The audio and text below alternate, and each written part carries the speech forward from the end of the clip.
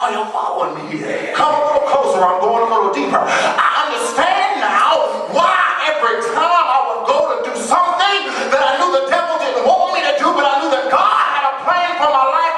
I understand now why people heard my name before I even got there, because God made a sound before I got there. My name made a reputation for me before I even got there, before I even got into the place. Somebody knew that Tyvin McSwain was coming on the cab, so somebody had to move out of the way so that I could get to where I need to go. Now listen to me. I'm still talking about the four leprous men here. The four leprous men who are very, very, very, very, very weak. You know, they're sort of baffled in their mind. Why are they gone? But they said they heard sounds of trumpets. They said they heard chariots and horses. Can you imagine the cavalry? Listen to the cavalry. Listen to it. Can you imagine the trembling of the horses' hooves? Can you imagine the rolling of the chariots' wheels on the rocks of the land? Can you hear it? Can you hear the armies coming in? Can you hear them speaking? Can you hear them screaming at each other saying, "Charge, we're coming"? Can you hear all this noise? But there's nobody there but four leprous men. Come on, I would suggest to you tonight not to be scared, not to be afraid of what God places before you or what assignment that He gives you, because if He gives it to you, He's going to make a way for you to get it. He's going to make a way for you to get it. Why? Because God is just that good to us. Read a little bit further. I'm ready now. I got my strength now. Wherefore they arose and fled in the twilight, and left their tent, and their horses, and their asses. Stop right there. Understand that these people have went into these people's houses and went into their tents. They done took every bit of their possessions. They took their food. They've taken their water. They've taken their jewels. They've taken their gold. They've taken their silver.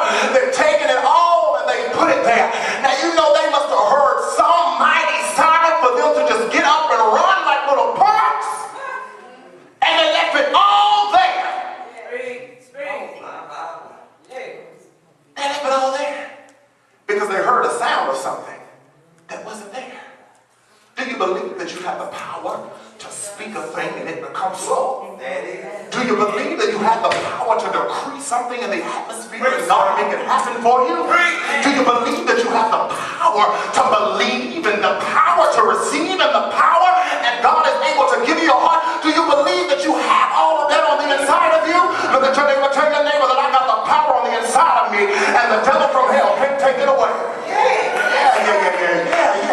Read just a little further. Even the camp as it was, and fled for their life. And when these lepers came to the uttermost part of the camp, they went into one tent, and did eat and drink, and carried this, silver and gold, and raiment, and went and hid it. Stop right there. Now, let me rewind. Now, I'm going to bring us back. Now, remember that this whole story started with a prophecy from Elisha. Oh, God. It started from a prophecy from Elisha.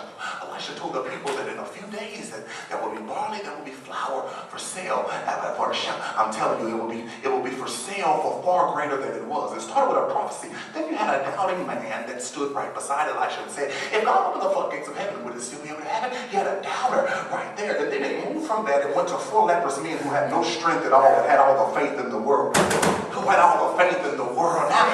we're at a point to now they're inside the Syrian camp, and they have now taken possession of the water. They've taken possession of the gold and the silver. Now they have clothes. And now you must understand that they had no water. There was a drought in the land. Now they're very sick. Now water brings forth life. Water is able to give you every nutrient that you need. The water is able to replenish you. The water is able to give you life. The water is life. The water is life. The water is life. Now they are able to gain control of that again. Read. And came again and entered into another tent, and carried things also, and went and hid it. Yeah. Continue. Then they said one to another, We do not well. This one is a day of good tidings, and we hold our peace. If we tarry till the morning light, some mischief will come unto us. Now therefore come, that we may go and tell the king's household. Stop right there. Now, oh God, here, you know what? I'm gonna give you my NIV. I want you to read after this. Here, listen. Let me tell you what just took place here.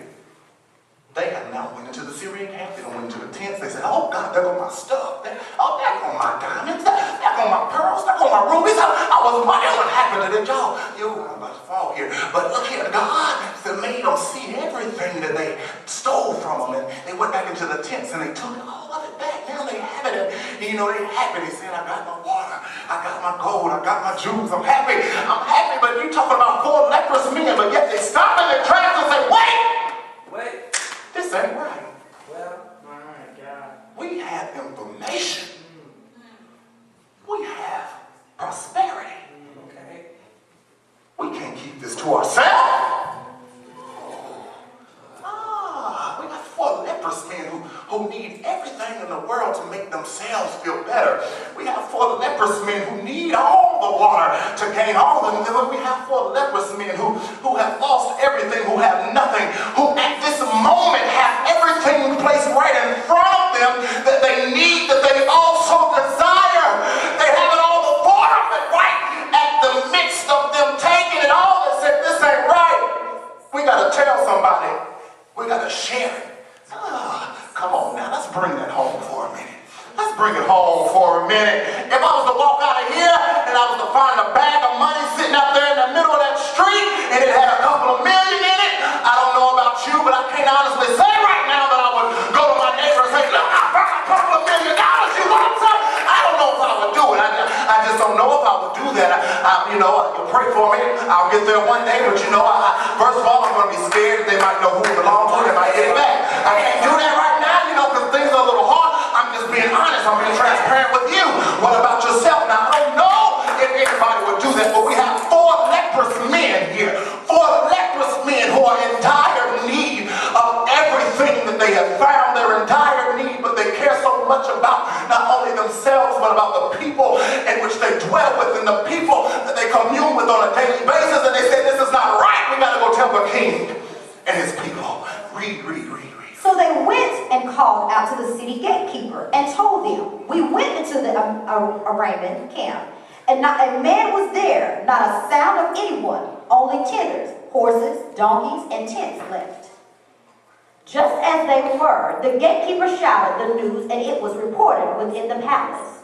The king got up into the night and said to his officers, I will tell you what the Arabian has done to us. They know we were starving, so they have left the camp to hide in the countryside, thinking they will surely come out, and then we will Stop right there. Oh, yeah. Now, y'all hear the king talking, right? The king did not say, well, I sent my army out there after them so they could leave for when y'all got there with nobody to be there. No, that ain't what the king's saying. The king is saying here, he's thinking that these people done ran and they done set them up. That's right. The king don't even know that these people done heard the sound. He don't know what's going on. He's thinking that the Arabian